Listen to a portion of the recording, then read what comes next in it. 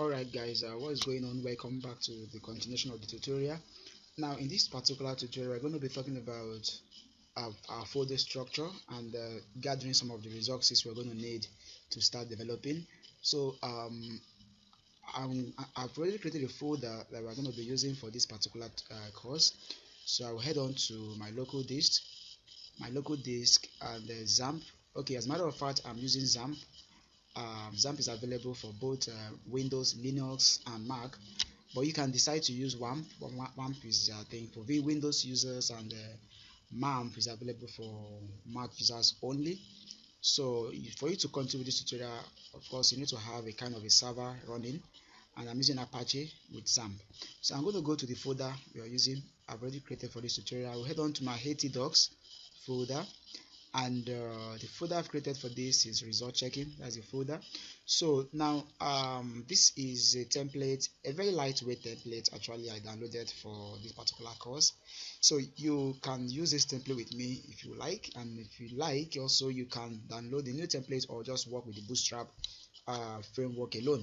But I'm going to leave a link to this particular template in case you want to use it. I'll leave a link where you can download it.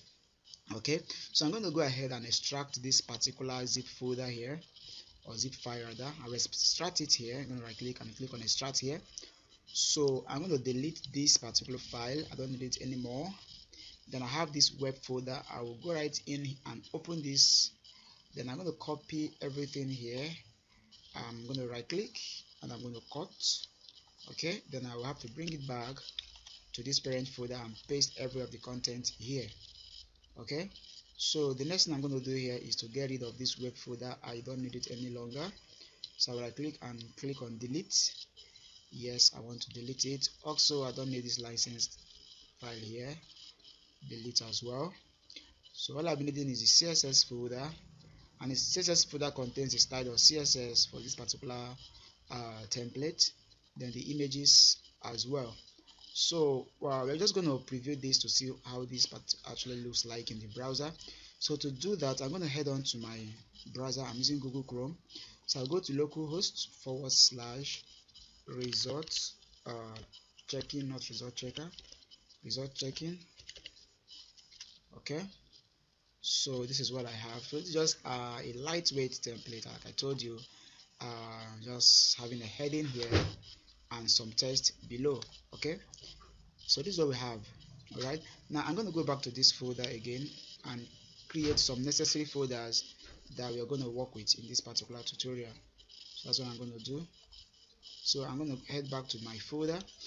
Now I will create another folder for the admin section, which I'm going to be using later in the tutorial when developing the admin section of the course. So I will click on new folder and I'm going to write admin here.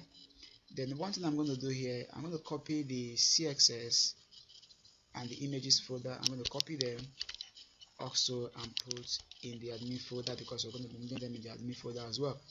Okay, so now is there any other thing we have to do here? For now I think no.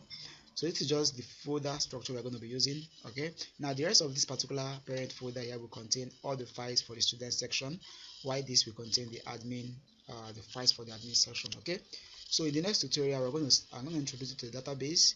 We're going to start creating our database schema, and then the next tutorial we start developing the application proper. So thank you guys again for watching, and I'm going to see you in the next tutorial.